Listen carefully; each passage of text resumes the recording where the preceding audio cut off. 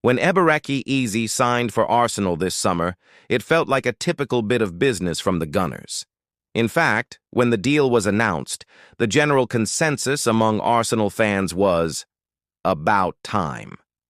But what if I told you that this deal was in the works long before the window even opened? What if I told you that the whole thing was one big elaborate plan?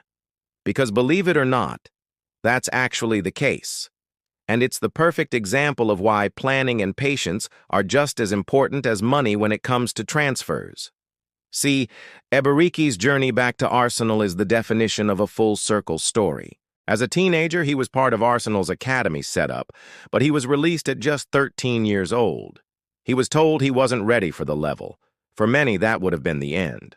But for Izzy, it was the spark. He rebuilt himself step by step, a spell in non-league, then his breakthrough at QPR where his flair and composure caught the national attention.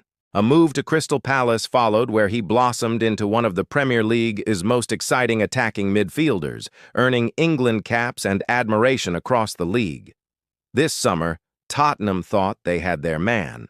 Talks advanced quickly, and Spurs were confident they'd secured one of Palace's crown jewels.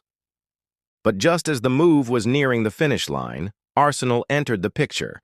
The Gunners reignited their old connection with Izzy. They sold him the vision of Mikel Arteta's project and, crucially, acted decisively. In a dramatic twist, Arsenal hijacked the deal, snatching a player that Spurs fans thought was theirs and bringing Izzy back to the club that once let him go.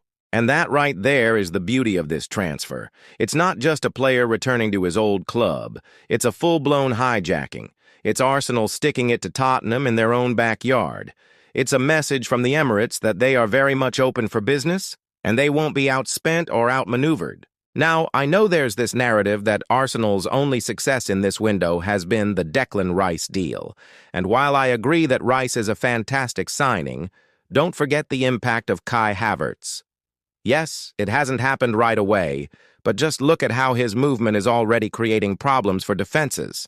And let's not forget the fullbacks. Both Jurrien Timber and Oleksandr Zinchenko bring a level of quality and tactical flexibility that can't be ignored.